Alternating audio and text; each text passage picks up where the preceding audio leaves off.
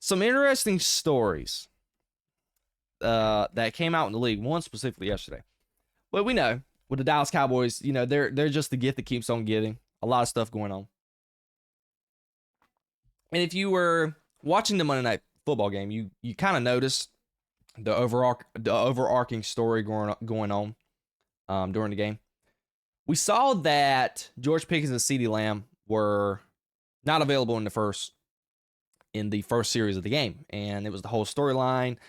Joe Buck and Troy Aikman, they were like, "Why is Ceedee Lamb and George Pickens out of the game?" I was scrolling through Twitter myself trying to figure out like what is going on. First of all, I didn't even realize they weren't in the first series because, Dallas really pretty much ran the ball the first 2 plays of the game and then threw it past Jalen Tolbert, which, he's normally part of the first team offense. And it wasn't until they showed us a shot of the two and they were sitting on the sideline, and that's when they said, oh, they weren't part of that series. So we never got a real indication of what happened. Brian Schottenheimer in his post-game meetings and all these, podium interviews, he's like, they missed some things, so to speak. Well, we kind of got confirmation about what really happened. So Ceedee Lamb and Pickens were out at a casino having some drinks before the game. Well, I don't either know, either it was the night, I'm guessing it's the night before, because obviously they're not going out for drinks in the middle of the day. So I guess the night before, they were going out for some drinks. And this is a funny story because a lot of people's got there, but there's a couple implications. Brian Schottenheimer has been wanting to establish this culture, but we know historically, culture setting is pretty hard when it comes to having wide receivers. If you really think about the Antonio Browns, Terrell Owens, this year with A.J. Brown, the wide receivers are normally the divas of the team. And so when you're trying to establish a culture, a guy like Brian Schottenheimer, new head coach, you're going through the whole stuff with the loss of a player and a teammate and things of that nature. Of course you have your star wide receivers going and skipping protocol. So obviously they missed their curfew because they were out having drinks. And of course it's your star wide receivers that are out. Ceedee Lamb and George Pickens just trying to break up the culture. Because, Brian Schottenheimer tried to keep this discreet, but Jerry Jones and Ceedee Lamb spilled the beans. Even George Pickens was kind of like, talk to coach. This is between me and Coach Shoddy. And this is the part what I got to respect about George Pickens. A lot of people has given George Pickens crap because of his stint in Pittsburgh. And this year, we have to give Brian Schottenheimer a whole lot of credit. He has kept that personality in check. George Pickens, outside of a couple dumb penalties he's committed this year, which were really early on in the season, he's been a class act. He's balled. He's been a stud. He's been a top 3 wide receiver statistically in the league this year. And this is his contract year. So I love the approach that he really took to this news. He was kind of like, man, this is between me and Shoddy, blah, blah, blah. But, Ceedee Lamb, you're the guy that's got $34 million. You're wearing number 88. You're the star of the franchise. You're going to spill the beans because there was this, I guess he got a little disrespected because there was this report going around that he was throwing up at 7 a.m. in the morning, something like that. And he was like, man, I can hold my liquor, this, and that. Like, he was openly admitting, like, man, you know what? The night before the game, I was just out having some drinks. Like, I'm in Vegas. I mean, let's be honest. Vegas has a lot of distractions, okay? That's probably why but it's probably why the Las Vegas Raiders probably haven't had success so far since they've been in Vegas. There was like this big graphic going on during the game. It's like, the Las Vegas Raiders haven't been a good team since they've been in Las Vegas. Well, if this isn't a big implication for the Raiders, you have away teams in the Dallas Cowboys coming into Vegas, and they have their players partying before the game. Lord knows what your own players are doing week in and week out when they're having a home game in Las Vegas. Who knows?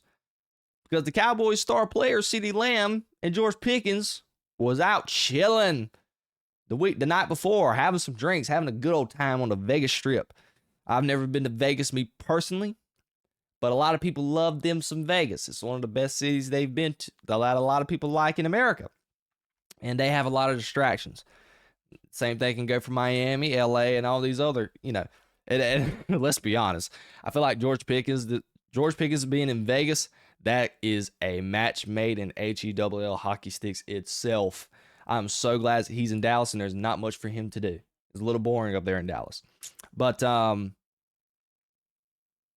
this will really show up in Pickens' contract negotiations.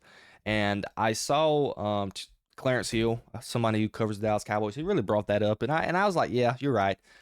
The Dallas Cowboys are going to try and use this for leverage against them. You know, Jerry Jones was already on 105.3 to fan. And he was saying, like, yeah, you know, not a fan of that. You know, it's a business trip. You know, I'm not against the partying and stuff, but, you know, at the end of the day, it's a business trip. You know, we're here to win a football game. We're not here to act like it's Super Bowl weekend, and we're in technically what we call, everybody's calls in today's NFL and NBA and all sports. We're not in Cancun, so to speak. You know, we're not packing up the bags and having the black trash bags out in the locker room and clearing out the locker rooms. You know, we're not on vacation. You know, we still have a goal. But ultimately, you know, I didn't really care, me personally. I mean, look, they went out and combined for 200 yards, and they caught two or three touchdowns between one another. Okay, they went out and balled on Monday night. In my case, when I see production like that, dude, go have some drinks before the night of the game. If you're going to produce like this for me, and you're not going to drop any catches and make big plays, specifically George Pickens, bro, have all the drinks you want. I don't care. But obviously, if they didn't play well, this would have been a huge deal. Oh my Lord, the media would have blew this story out of proportion if Dallas lost this game. It would have been absolutely wild. But I really liked that Brian Schottenheimer held them accountable. And heck, if it was up to me, I'd have sat him for a whole quarter, which is kind of hard to do, given it's your two best players. Now, if this was an individual player, if this was probably just George Pickens, you probably would have been like, yeah, let's sit him just a whole quarter, maybe even a whole half. But dude, we saw how putrid that first offensive drive was without those two. And if you're Brian Schottenheimer and you're trying to win some games, you're like, dude, screw what y'all did last night. Go out here and please win me this game. And they went out and produced. But it was a fascinating story. But this is another one. This is a huge, and I mean absolutely huge story. Mrs. Diana Rossini, somebody who is not really well loved in the media. She dropped a bombshell last night. I mean, a bombshell. Big story. It's a player that, you know, I've been kind of like, dude, what's going on with this guy? Haven't heard from him in a while. Brandon Aiyuk. It is reported by Diana Rossini. I'll read the tweet. I even read the story in New York Times. It was a great story. But per Diana Rossini, Brandon Aiyuk's 2026 guarantees have been voided by the 49ers. Aiyuk has failed to attend meetings, declined to participate in other team activities in the recent months. The 49ers have grown increasingly frustrated with the receiver's lack of communication, and it seems that they are heading for a stunning divorce. Per Diana Rossini and Mike Silver, this was a contributed effort in coming together with this article. And my main takeaway when I saw this, and I know obviously I haven't said this since I've had my platform, but I honestly, wholeheartedly have never been in love with this player. When he was having the contract negotiations, I was sitting here like, you're going to pay a wide receiver 2, fringe wide receiver 1. I really don't think he's a true wide receiver 1. We're talking about a guy, if we can compare Brandon Aiyuk to George Pickens right now, in their body of work and production and the talent and things of this nature. You know, George Pickens was considered a wide receiver 2, fringe 1. So they're kind of in the same argument when it comes to their contract negotiations. If you watch George Pickens' film and compare it to Brandon Aiyuk's film, you want to sit here and say, yeah, I'd rather pay this guy $30 million, and I'm talking about George Pickens, than Brandon Aiyuk. I've never been in love with Brandon Aiyuk like a lot of people have been. I think he's really benefited from a great offense, but with playing with guys like George Kittle, Deebo Samuel, you know, Kyle Shanahan's system, like he's benefited from that.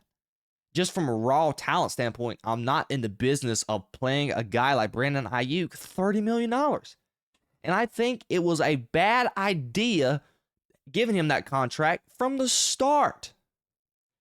And I want to question, and I wrote this down, it's kind of like what happened behind the scenes. I said the Niners were probably not happy with the rehab.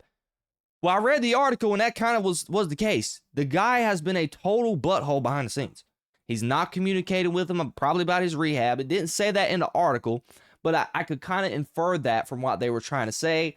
There was the whole fiasco last year with the whole shorts where Brandon Aiyuk was not wearing the right shorts. He had red shorts, red gloves, and Kyle Shanahan was like, dude, I ordered everyone to wear black shorts, black gloves, etc. And he was being a whole diva about it. There's multiple implications they said in the article where when he was having his contract negotiations and the whole trade ordeals, he didn't want to get traded to the Patriots or the Browns. He was open to the Steelers trade, but he came back all of a sudden and was like, you know what? I'll take your guys' offer. It seems like the guy didn't want to be there from the start. When you pile all this stuff up with, him not talking to his teammates this year, mind you, he's not got up with his teammates. Nobody has talked to him. I'm getting this from Diana Rossini. This is what the article, and I'm just paraphrasing. This is not verbatim, but he's not talked to his teammates. He was a diva during the contract negotiations with the trade and just his overall contract itself. The whole thing with Kyle Shanahan and that whole ordeal with the attire stuff that he had going on. And, when he was having that contract stuff, he was seeing coming in the meetings. He would come work out early in the morning and pretty much leave before all the 49ers staff and players got to the facility. There was a lot of stuff going on behind the scenes when it comes to Brandon Aiyuk and just his diva mentality with the organization of the 49ers. And they voided his guarantees, and they're saving, I think they said that they're roughly saving $24 million in cap space, $26 million, somewhere of that nature, which is a huge win for the 49ers. So you're kind of recouping some of that money off that bad contract. But you just cannot be in the business. If you're, and this is coming from a guy for John Lynch, who I respect. I think he's one of the best GMs in the NFL. He's put together a pretty good roster because they've been able to play well, and you don't have your star all-pro players. You don't have Nick Bosa. You don't have Fred Warner. You lost Michael Williams, your first-round pick. Brock Purdy has been hurt for a majority of the year. George Kittle missed 6 games. With all of that being said, you're in the fight for the number 1 seed in your division and a playoff spot. If that happened to any other team, just imagine what's one of the best teams so far in the league. Let's just say the Rams. What happened if Jared Verse tore his ACL, was out for the rest of the year, Matt Stafford missed 8-9 games, and their best and another star defensive player they had? Just pick and choose your battles. Who cares? That the team would be nowhere near as successful as the 49ers. So John Lynch is a smart guy. Kyle Shanahan, smart guy. Ownership, it's a great organization. I never understood how they were able for this guy in Brandon Aiyuk to absolutely make them bend the knee to him. I never understood it. This was organizational malpractice all around. You cannot be in the business for paying a wide receiver who is a fringe number 1 guy premium wide receiver money. The highest scoring rate is $40 million. And then once you cut that in half, CeeDee Lamb's at 34. So you have all these big name wide receivers. Brandon Aiyuk is not even thought of in that conversation. I know a lot of people were when he was healthy. Granted, he had 1,300 yards in 2023, the year they went to the Super Bowl. And, he was second team All-Pro. I get it. But still, where is the body of work? Nowhere near the body of work needed to even be close to having this type of money. And I looked up his stats. Here's Brandon Aiyuk's stats so far in his career. First couple years, he had 748 yards, 826, and then 2022 and 23, when he got a more prominent role with the 49ers, he had 1,000 yards in 22, 1,300 in 2023, the year they went to the Super Bowl. And last year, before he tore his ACL, he had a down year. And he had that one game where he got like 114 yards receiving or whatever. And then a couple games later, he tore his ACL. But if you look at his body of work, what about that stat line made this guy scream, yeah, I'm going to give this guy $30 million and make him one of the premium highest paid wide receivers in the NFL? I would not have done it. Would not have. And I'm very shocked that the 49ers did.